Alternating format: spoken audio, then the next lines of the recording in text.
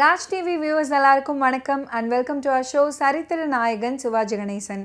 இந்த நிகழ்ச்சியில் சிவாஜி அவர்களுடைய ஃபிலிம் கெரியரில் நடந்த பல இன்ட்ரெஸ்டிங்கான விஷயங்களை நம்ம பார்த்துக்கிட்டு இருக்கோம். அந்த வரிசையில் இன்னைக்கு எபிசோட்லையும் பல சுவாரஸ்யமான அப்டேட்ஸ் உங்களுக்காக காத்துக்கிட்டு இருக்கு. வாங்க நிகழ்ச்சிக்குள்ளே போகலாம். தீபாவளி நாளில் கொண்டாட்டங்கள் மனதில் பதிந்த அளவிற்கு தீபாவளிக்கு வெளிவரும் திரைப்படங்களும் நம் மனதில் நீங்கா இடம்பெறும். அதே போல் 60 ஆண்டுகளுக்கு முன்பு, அதாவது 1959ஆம் ஆண்டு தீபாவளிக்கு பாஞ்சாலி, கண் திறந்தது, தெய்வமே துணை, பாகப்பிரிவினை, அவள் யார், அபலை அஞ்சுகம் அப்படின்னு 6 திரைப்படங்கள் வெளிவந்துச்சு. 1959ஆம் ஆண்டு அவள் யார், பாகப்பிரிவினை ஆகிய 2 திரைப்படங்களும், 1960ஆம் ஆண்டு பாவை விளக்கு, பெற்ற மனம் ஆகிய 2 படங்களும் ஒரே நாளில் ரிலீஸ் ஆகியிருந்துச்சு. இதில் சிவாஜி கணேசன் அவர்கள் நடித்த பாகப்பிரிவினை மதுரை சிந்தாமணியில் 216 நாட்கள் ஓடி வெள்ளி விழா கண்ட படமாக முத்திரை பதித்தது. குடும்ப கதையை யதார்த்தமாக காண்பித்த பாகப்பிரிவினை படத்துக்கு வயது 64, அதாவது வைர விழா ஆண்டு. மத்திய அரசின் பிராந்திய மொழிகளில் சிறந்த படமாக பாகப்பிரிவினை தேர்ந்தெடுக்கப்பட்டது. கதை, திரைக்கதை, வசனம், அனைத்து நடிகர்களின் நடிப்பு, பாடல்கள், இசை, இயக்கம் என திரைப்படத்துக்கு தேவையான முக்கிய காரணிகள் எல்லாம் சேர்ந்து சமூகத்துக்கு குடும்பத்தோடு பார்க்கக்கூடிய படமாக வெளிவந்தது தான் விருதுக்கு அடிப்படை காரணம் ஆகும். இந்த படம் ஹிந்தி, தெலுங்கு, மலையாளம், கன்னடம் ஆகிய மொழிகளில் ரீமேக் செய்யப்பட்டது. காலங்கள் கடந்தும் குடும்ப படங்களுக்கு ஒரு பெஞ்ச்மார்க் படமாக பாகப்பிரிவினை விளங்குகிறது அப்படின்னா அது மிகையல்ல. படத்தில் ஆரம்பத்திலேயே சிவாஜி அவர்கள் சிறுவனாக இருக்கும்போது மின்கம்பியில் மாட்டிக்கொண்ட பட்டத்தை எடுப்பதற்காக மின்கம்பத்தில் ஏறி எடுக்கும்போது மின்சாரம் தாக்கி கீழே விழுந்து கை ஊனமாகி விடுவதாக காண்பிக்கப்படும். இந்த படத்தின் கதைக்கு பின்னால் ஒரு உண்மை கதை உள்ளது. கதை வசனகர்த்தாவான MS சோலைமலை அவர்கள் மதுரை தல்லாக்குளம் பூசாரி தெருவில் வசித்தவருக்கு தமூக்கம் மைதானத்திற்கு செல்வதற்கு முன்பாக இடது பக்கமுள்ள கருப்பண்ணாசாமி கோயிலில் பூசாரி வேலை. கலைவாணர் NS கிருஷ்ணனால் சினிமாவுக்கு அழைத்து வரப்பட்டவர் இவர். NSKயின் தம்பி NS திரவியம் தயாரிப்பில் உருவான நீதிபதி படத்துக்கு கதை வசனம் எழுதியவர் சோலைமலை அவர்கள்தான். மதுரையில் இருந்தபோது தன் குடும்பத்தில் நடந்த உண்மை கதைக்கு வடிவம் கொடுத்து கதை வசனங்களை எழுதி முடித்தாரு MS சோலைமலை அவர்கள். இந்த கதையில் சிவாஜி அவர்களுக்கு வித்தியாசமான கதாபாத்திரம் கொடுக்க வேண்டுமே அப்படின்னு 2-3 நாட்களாக யோசிச்சாராம். இதற்கிடையில் குடும்பத்துடன் கம்பெனி காரில் மாமல்லபுரம் சென்றபோது பிள்ளைகளை மாமல்லபுர சிற்பங்களை பார்க்க அனுப்பிவிட்டு சோலைமலை அவர்கள் தன் மனைவியுடன் ஓரிடத்துல உட்கார்ந்து சிவாஜி அவர்களுடைய கதாபாத்திரத்தை பற்றி சிந்தித்து கொண்டிருந்தார். இளம் பிள்ளை வாதத்தினால் பாதிக்கப்பட்டு தவழ்ந்து வந்து இவர்களிடம் பிச்சை கேட்டு பணம் கேட்டிருக்கிறாரு. தவழ்ந்து வரும்போதே வச்ச கண்ணை எடுக்காம அவனையே பார்க்குறாரு. இதை கண்ட சோலைமலையின் மனைவி, என்னங்க அவனையே பார்க்குறீங்க, ஏதாச்சும் இருந்தா கொடுத்து அனுப்புங்க அப்படின்னு சொல்ல சோலைமலை 10 ரூபாய் கொடுத்துருக்கிறாரு. உடனே மனைவி, என்னங்க 10 ரூபாயை போடுறீங்க அப்படின்னு கேட்க, பரவாயில்ல, கஷ்டப்படுகின்ற ஆளுக்கு தானே கொடுக்குறோம், ஆனால் இந்த 10 ரூபாய் எத்தனையோ பேருக்கு லட்சங்கள் சம்பாதிச்சு கொடுக்க போகுது அப்படின்னு சொன்னாராம்.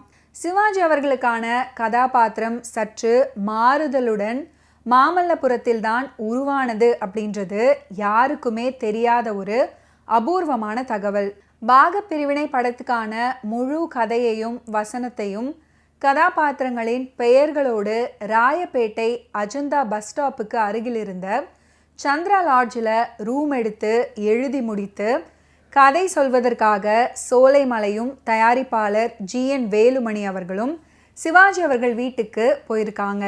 வீட்டில் சிவாஜி அவர்களோடு MR சந்தானம், அதாவது இயக்குனர் சந்தான பாரதி அவர்களுடைய தந்தை, மோகன் ஆர்ட்ஸ் மோகன், தயாரிப்பாளர் பெரியண்ணா, ஏபி நாகராஜன், சில நண்பர்கள் இவர்களோடு ஃபைனான்சியர்களும் கதை கேட்பதற்கு ரெடியாக இருக்கிறாங்க. கதையை கேட்டவுடன் ஒவ்வொருத்தரும் ஒவ்வொரு அபிப்பிராயத்தை சொல்ல, ஏபி நாகராஜன் அவர்கள் மட்டும் இந்த கதையை படமாக எடுக்கலாம், நிச்சயமாக வெற்றி பெறும் அப்படின்னு சொல்லியிருக்கிறாரு. எல்லாவற்றையும் அமைதியாக கேட்ட சிவாஜி அவர்கள் எழுந்து உள்ளே போயிருக்கிறாரு. இதை கண்டவுடன் சோலைமலைக்கு ஒரே பதற்றம். ஆனால் 15 நிமிடங்கள் கழித்து இடது கையை மடக்கி வைத்து கொண்டு அழுக்கு வேட்டி கட்டி கொண்டு கண்ணையா மூப்பனாராகவே மாறி வெளியே வந்திருக்கிறாரு சிவாஜி அவர்கள். இதை பார்த்தவுடன் பதற்றமாக இருந்த சோலைமலை கண்களில் ஆனந்த கண்ணீர். சிவாஜி அவர்களை கட்டி தழுவி, என்னுடைய கண்ணையாவை இங்கேயே பார்த்துட்டேன், இனிமே படம் எடுத்தா என்ன எடுக்காட்டி என்ன அப்படின்னு சொல்ல, உடனே சிவாஜி அவர்கள் இந்த கதையை படமாக எடுக்கிறோம் அப்படின்னு சொல்லி சோலைமலையை தட்டி கொடுத்து, லேனா செட்டியாரை பார்த்து நாளை இவர்கள் இருவரும் உங்களை வந்து சந்திப்பார்கள் அப்படின்னு சொன்னவுடன் கூட்டம் கலைந்தது. மறுநாள் சோலைமலையும் ஜிஎன் வேலுமணியும் லேனா செட்டியாரை அவருடைய வீட்டில் சந்திக்கிறார்கள். செட்டியாரோ காசி துண்டில் 1,00,000 ரூபாயை கட்டி வைத்து வெத்தலை பாக்கு பழத்துடன் இருவரிடம் கொடுக்கிறார். பணம் வாங்கின கையோடு இருவரும் காரில் ஏற கார் இயக்குனர் புள்ளையா வீட்டை நோக்கி செல்கிறது. இதை கவனித்த சோலைமலை ஜிஎன் வேலுமணி கிட்ட, இந்த கதையை டைரக்ஷன் செய்வதற்கு சரியான ஆள் பீம்சிங் தான், எனவே நீங்கள் அவங்க வீட்டுக்கு போகலாம் அப்படின்னு சொல்லியிருக்கிறாரு. இல்லைன்னா கதையை நான் கொடுக்க மாட்டேன் அப்படின்னு செல்லமாக சொல்ல, நேராக பீம்சிங் வீடு நோக்கி கார் செல்கிறது. வீட்டிலிருந்த பீம்சிங் இந்த கதைக்கு திரைக்கதை எழுதி இயக்குவதற்கு தெரிவித்த சம்மதம்னா பா வரிசை படங்களுக்கு அச்சாரமாக அமைந்தது. சிவாஜி அவர்களுடைய தாழ்வு மனப்பான்மையை போக்கும் விதமாக கதாநாயகி பாடுவதாக ஒரு பாட்டு. அதுதான் தங்கத்திலே ஒரு குறை இருந்தாலும் தரத்தினில் குறைவதுண்டோ அப்படின்ற பாடல். சிவகங்கை சீமை படத்துக்காக பல பாடல்கள் எழுதியும் சேர்க்காமல் விட்டுவிட்டார் கவியரசர்.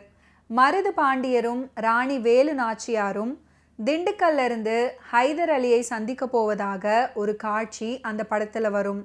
அந்த காட்சியில் குடை நிழலிலிருந்து குஞ்சரம் ஊர்ந்தோர் நடை மெலிந்ததங்கே நடக்கின்றார் அப்படின்னு ஒரு பாடல். அந்த பாடல் படத்தில் இடம்பெறவில்லை. அதே மெட்டில் தங்கத்திலே அப்படின்ற பாடலை எழுதியவர் மூன்றாவதாக தாழையாம் பூ முடிச்சு தடம் பார்த்து நடை நடந்து அப்படின்ற பாடலை எழுதியிருக்கிறாரு. நீண்ட இடைவேளைக்கு பிறகு இந்த படத்துக்கு கவிஞர் கண்ணதாசன் அவர்கள் எழுதிய 3 பாடல்களை கேட்ட சிவாஜி அவர்கள், இனிமேல் என்னுடைய படத்துக்கு கண்ணதாசனும் எழுத வேண்டும் அப்படின்னு அன்பு கட்டளை இட்டிருக்கிறாரு.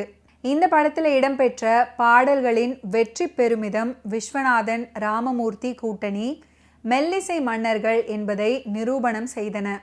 ஓகே வியூவர்ஸ், இன்னைக்கு நிகழ்ச்சியில் நடிகர் திலகம் சிவாஜி கணேசன் அவர்களுடைய ஃபிலிம் கெரியரில் நடந்த பல இன்ட்ரெஸ்டிங்கான விஷயங்களை நீங்கள் பார்த்து தெரிஞ்சிருப்பீங்க.